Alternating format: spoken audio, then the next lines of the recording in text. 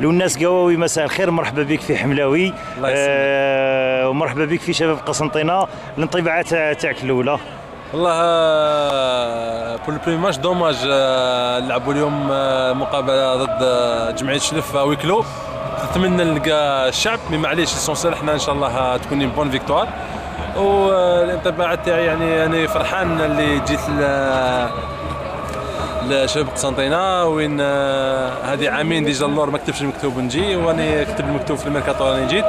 وان شاء الله بين احنا اللاعبين وبالجمهور ان شاء الله نمدوا لكل ما في وسعنا وكل مجهوداتنا باش ان شاء الله الفريق يكون يعني في احسن ما يرام ويربح مقابلات ويتوج بألقاب ان شاء الله. بارك الله فيك وبون شانس اخويا ربي.